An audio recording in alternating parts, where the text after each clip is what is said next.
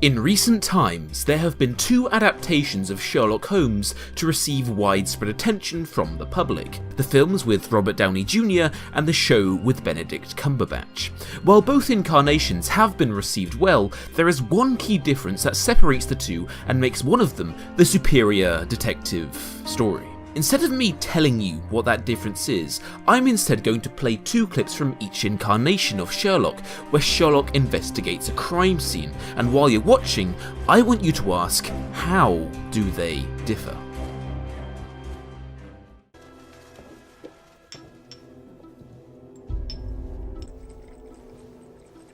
Hydrated rhododendron.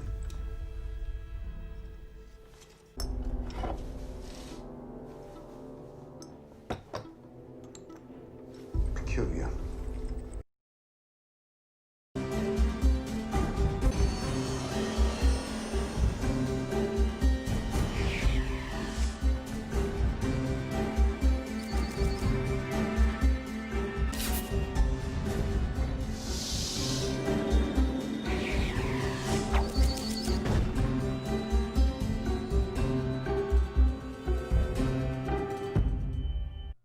The key difference lies in something that is of a pivotal importance when creating a good detective story: the reveal of information. In the film we can see that Sherlock is deducing and thinking about the evidence. However, because we have no insight into his mind, the actual meaning for the majority of the evidence is a total mystery to us. For example, how he looks at the honeycomb and simply says, Peculiar.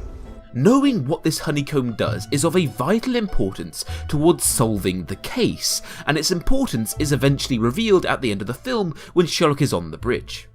Like the sandstone slab that covered your tomb. You had it broken before your burial, then put back together using a mild adhesive.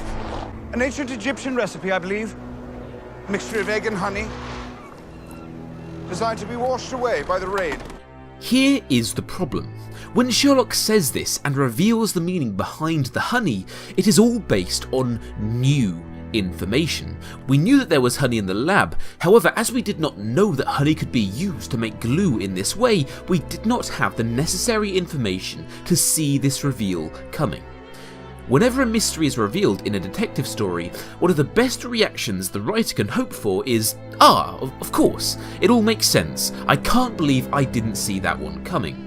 However, the whole scene on the bridge where Sherlock lists off his conclusions, one after the other, whilst it does not fit the traditional definition, it felt very much like Deus Ex Machina. For example, when it's revealed how Blackwood faked using magic when he possessed the guard. The simplest involved paying people off. Like the prison guard who pretended to be possessed outside your cell. Your reputation and the inmates' fear did the rest. It is all using new information that the viewer is only now learning. In short, in Downey's incarnation, it is impossible to deduce the nature of the case on our own, and as a result, it makes for a very lackluster detective story. Another example is when the American ambassador is set alight when he uses his gun. Standish mistaken for Ray as he entered the temple. All it took was a spark. A simple rigged bullet in his gun. Ingenious. The problem is, when we go back to re-watch the scene where the ambassador is set alight, there is absolutely zero hint that he had been doused in flammable liquid beforehand. There is absolutely zero hint that his gun had been sabotaged. How are we supposed to feel involved in the mystery when all of the vital information we need to know is withheld from us until the very end of the film? Because of this, when Sherlock lists of his deductions, it feels like a cheat. A great detective story involves the viewer and invites them to solve the mystery alongside the detective. The film simply does not achieve this. However, when we look at Cumberbatch's incarnation, it is quite the different story. When we see the text on screen, it does a wonderful job of giving us an insight into Sherlock's mind. Unlike with Downey, where they only show you some of the information the detective sees, the show not only gives you the evidence, but also the thought process of the detective as he analyses it. This point extends to the whole episode of A Study in Pink, because we have something with the show we simply do not have with the film. In the show, if the detective knows information that is vital towards understanding the plot, it is never withheld from us. Yes, it is true in the film we see his thought process when he is fighting, however we are not shown his thought process when we most need to, when he is solving the case. Now granted, we do not always have an insight into Sherlock's mind in the show, as often little details such as when he theorises John's limp isn't actually what it seems to be are withheld from us. However, the thing to bear in mind with these little bits of insight we are denied is that they are of no relevance towards solving the actual case. Quite simply, the reason why the show makes for a better detective story is because we have a total knowledge of Sherlock's thoughts and deductions around the case, and as a result of the detective and the audience sharing the same thoughts, we feel far more involved in the mystery.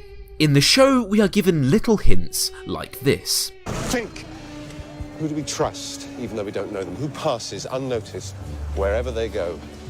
Who hunts in the middle of a crowd? And when they lay a trap for the villain, a taxi shows up, so assuming the passenger is the culprit, they chase after him to realise it was just a dead end.